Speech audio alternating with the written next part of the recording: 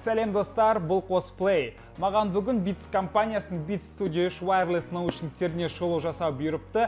Мен бұған өте қуаныштымын, себебі бұл наушниктерді кезінде сатып алу немесе бұл наушниктермен кезінде қолдану бір қол жетпес арман болатын. Сонымен 2 ай бұрын маған Common.kz магазины бұл наушниктерге шолу жасап, тексеріс жасауды ұсынған кезде мен қуана сатып алдым. Кезінде мен плагиат наушниктерді, Beats наушниктерді базардан сатып алып біраз уақыт тыңдап жүрдім, бірақ та өздеріңіз білесіздер, плагиат наушниктің аты плагиат, қанша айтқанмен де пластик жағынан да және дыбыс шығу сапасына жағынан да ол наушниктер 2 айға жетпей менде сынып қалып жататын.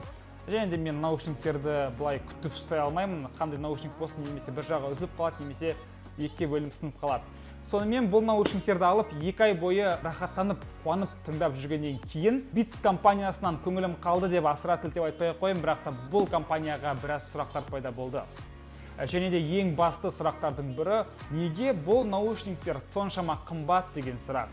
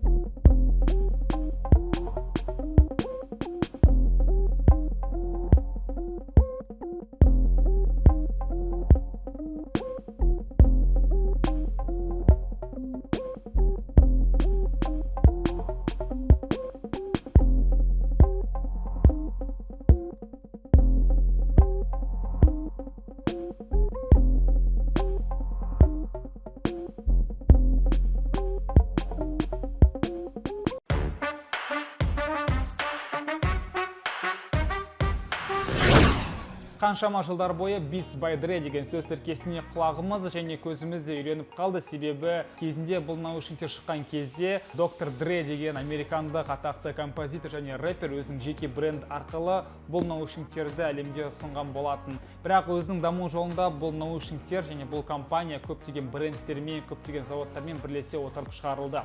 Мысалға HP деген сияқты кезінде атақты болған брендпен Beats компаниясы бірлесе отырып қаншама смартфондар шығарды, ноутбуктар шығарды, бірақ та ақырында бұл бірлестік ұзаққа барған жоқ. Алайда 2014 жылы Beats компаниясы өзінің даму жолын, өзінің болашағын Apple компаниясымен бірлесіп құрған болатын. Және де менің ойымша бұл Beats компаниясының ең ұтымды және ең жақсы шешімдерінің бірі. Себебі менің ойымша Apple компаниясы қазіргі таңдағы техника шығару жағынан алдыңғы қатардағы компаниялардың және үздік компаниялардың бірі. Beats компаниясы қаншама брендтермен, заводтармен жұмыс жасамаса да өзінің бастапқыдағы стилін әлі де өзгерткен жоқ. Өзінің бастапқыдағы концепциясын қазіргі таңға дейін сақтап ұстанып келе жатыр.